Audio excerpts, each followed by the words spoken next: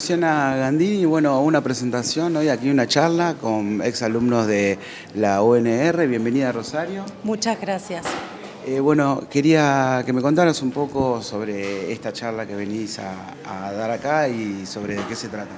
Bueno, es una invitación de la Dirección de Graduados de la Universidad Nacional de Rosario, que está haciendo un esfuerzo importante por mantener vínculos con los graduados y graduadas que estudiamos en la universidad y que en este momento o fuimos a estudiar fuera o también nos quedamos trabajando en otras universidades o en otros lugares del mundo, y me parece una extraordinaria idea, iniciativa para entablar lazos que seguramente tenemos muchos de colaboración y para saber cómo fueron nuestras carreras y qué podemos aportar también de allá y de acá, ¿no? Un importante, entre comillas, semillero de profesionales salidos de la UNR, ¿no es cierto? Sin lugar a dudas, y es algo muy valorado para los que estudiamos fuera. En mi caso estudié en Flaxo y en el Colegio de México, en ambos casos, y siempre es muy bien visto y somos muy bien recibidos porque saben que tenemos un buen nivel de formación de grado y eso se valora muchísimo. Por eso creo que quienes nos han precedido han hecho un buen papel e intentamos hacer lo mismo también para que las nuevas generaciones también sean así de recibidas. Es como una retribución, ¿no es cierto?, hacia lo aprendido. Pero bueno, también quiero aprovechar para preguntarte, sos especialista en migraciones, ¿bajo qué condiciones está hoy la gente que migra en la región, en Latinoamérica? Bueno, dadas las circunstancias sociales y políticas que estamos atravesando. Es una época verdaderamente nueva en términos de migraciones en América Latina, por muchas circunstancias. Por un lado, la cerrazón de muchas fronteras en el norte global, en Estados Unidos y en Europa, que ha hecho que muchos de nuestros flujos que iban hacia España, hacia otros lugares, hacia Estados Unidos, ya no estén migrando hacia ahí. Entonces eso produjo mucho movimiento intrarregional en América Latina. Entonces eso implica para la región que prácticamente todos los países estamos convirtiéndonos en receptores de migrantes, de personas migrantes, algo que para algunos es más histórico, como el caso de Argentina, pero para muchos otros países no, es bastante novedoso. Quizás el fenómeno más importante en la región de los últimos 5 años es el de la migración venezolana, que además es una migración en contextos de crisis, de una debacle del contexto generalizado del país. Nosotros hemos pasado por crisis parecidas, no a ese nivel, y que generan mucha expulsión de población que migra en condiciones forzadas. Eso también se ve en muchos otros países, en Haití, en varios países de Centroamérica. Entonces la dinámica migratoria en este momento tiene que ver con una migración más forzada o involuntaria. Eso hace que el perfil de los migrantes también sea distinto. Antes podíamos pensar en migrantes hombres, solteros, que después llevaban a la familia y que en todo caso, si les iba bien, o mandaban dinero o se reunificaban. Ese perfil sigue existiendo, por supuesto, pero ahora el perfil es mucho más de migración familiar, de niñas y niños no acompañados, y eso entonces implica nuevos desafíos para la región porque implica una necesidad de protección de derechos y de cumplir muchos de los derechos y de los pactos y los tratados que hemos firmado la mayoría de los países en América Latina para respetar y garantizar los derechos de las personas migrantes. Cuando decís migración forzada, ¿qué características tienen este tipo de migración?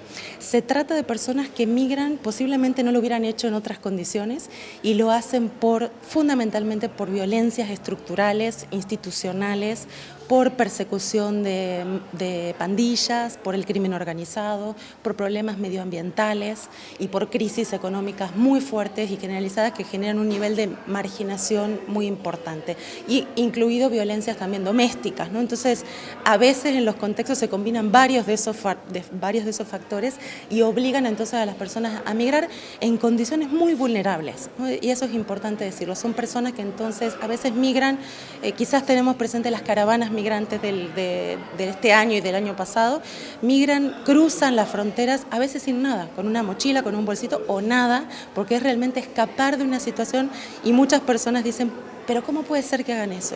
Yo digo, bueno, hay que pensar en qué condiciones, de qué salieron para que eso sea una mejor alternativa. Y algo lo llevó, digamos, a tener que irse y dejar su patria, que no es para nada fácil, ¿no? Exactamente. Ninguno de nosotros quiere salir de manera improvisada, quiere dejar lo poco o mucho que construyó, las familias, pero se trata de personas que huyen de la muerte o del temor a la muerte.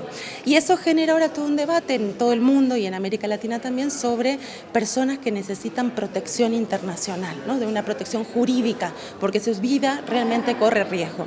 En América Latina tenemos una definición de refugiado, un marco jurídico regional que es muy generoso, es muy amplio y es mucho mejor al que reina en el resto del mundo.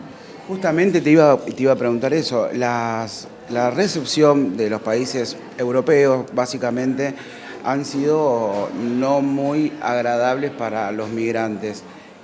¿Qué valores se manejan aquí en los países latinoamericanos al respecto? Bueno, te decía que el marco jurídico que tenemos es mucho más generoso, mucho más enfocado o centrado en el enfoque de derechos humanos y en una visión integral de la migración y de la condición de refugiados. Y América Latina reforma, hay distintas situaciones en América Latina. Algunos países que han avanzado mucho, Argentina estuvo a la delantera con la ley de migración en 2004 y también hay muchas leyes de refugiados en la región. Lo que pasa es que no teníamos la experiencia de haber tenido que manejar o gestionar esos flujos migratorios. Países como Paraguay, Bolivia, México, que no eran receptores de población, tienen leyes, varios de ellos, no todos, relativamente integrales, garantistas de derechos humanos, pero no tienen el aparato burocrático administrativo, ni están preparados ni presupuestalmente para gestionar flujos migratorios. Pensemos ahora, por ejemplo, el caso venezolano, hay 1,5 millones de venezolanos en Colombia, casi 1 millón de venezolanos en Perú, un país que no estaba acostumbrado a gestionar esos flujos de migración y muchos de ellos son solicitantes de la condición de refugiado que exige un tratamiento específico para esta población que implica darles una residencia permanente y ciertas garantías de que este Estado que los recibe los va a proteger de un Estado que no lo hace. Así que para la región es un gran desafío. Tenemos los instrumentos, tenemos las leyes y los marcos que los protegen, tenemos que aprender a ponerlos en práctica. Bueno, básicamente eso, esto que vos decías, aprender a ponerlo en práctica a nivel sociedad también, porque como vos bien decías, las personas que son migrantes forzados, este nuevo concepto que aprendemos, están en un estado de vulnerabilidad constante. ¿Qué podés decirle, bueno, a la sociedad al respecto si se encuentran con un migrante, con una persona que viene de afuera bajo estas condiciones? Esta es una muy buena pregunta porque eso implica que a cualquiera de nosotros nos podría pasar eso, ¿no? O sea, nadie busca tener que salir huyendo de sus países, dejar sus casas, dejar sus hogares, su familia. Entonces me parece que hay que ser empáticos, de ponerse en el lugar, ponerse en esos zapatos. Y el caso venezolano, insisto, me parece importante porque es un país que tiene mucha semejanza a la Argentina.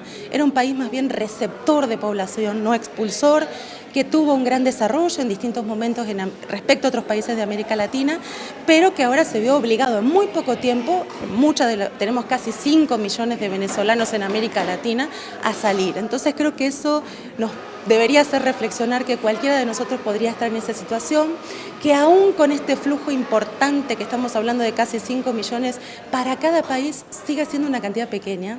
Hay que salir de esos estigmas de que vienen a quitarnos lo que tenemos, salir del estigma de que son delincuentes, que son criminales. Es una visión de criminalizar la migración, es una visión muy de Estados Unidos y de otros países del norte global que me parece que deberíamos movernos de ese lugar y en todo caso ser un poco más empáticos regionalmente e intentar aprovechar las ventajas que tiene la migración, que son muchas, entre otras culturales y de distinto tipo. Entonces creo que hay que apuntar más a eso y a integrar a esta población que hoy lo necesita y no sabemos si en otro momento nosotros u otro país se va a ver visto en esas circunstancias, ¿no? Y también como sociedad por ahí pienso aprovechar para desarrollar nuestros valores que hemos aprendido, que tenemos culturalmente como idiosincrasia, de abrir las puertas y recibirlos de la mejor manera, ¿no es cierto? Así es, además si nos ponemos a pensar, seguro muchos de nosotros tenemos ancestros que han venido de otras partes del mundo. Cuando fue la crisis del 2001, muchas de nuestras generaciones regresaron a Europa bajo esa misma idea de